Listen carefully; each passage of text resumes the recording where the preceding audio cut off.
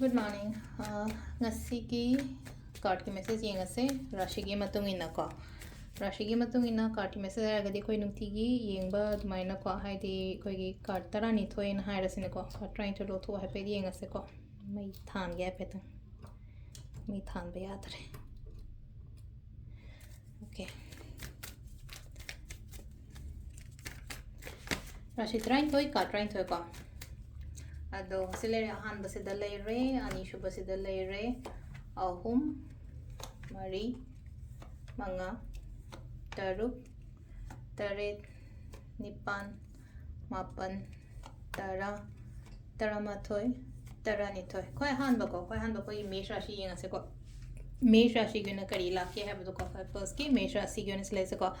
khudong chaba khara dum laina ko opportunities offer gumba kai gumba khara dum lai ko ngasi je ani shuba ko brish rashi goina ha je tawruba thaba inkhang phagani yet pakot pakem ta leiroi mithun rashi aina khallaga aina ninga ga leri ba thabak to phangani ko thabak katang chindori ko karkar rashi goina ngasi je ko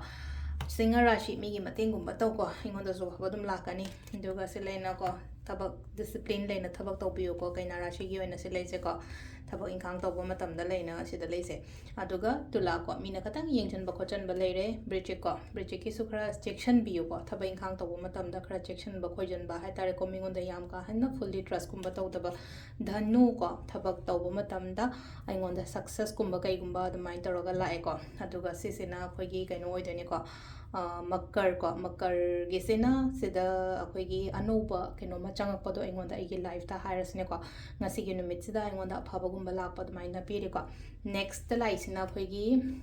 kumbarashi gena sida aina tauge kaina khaliba mayam se taubiyo ko silai se ko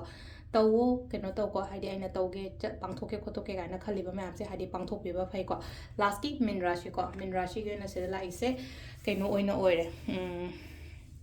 thona haina haire to thaba ma taw matam da leino khatang haidi confident leina thaba kumba taw biyo ko engonda phagani ko adu sisina akogi rashi gi matungina tarot card reading ma'am thank you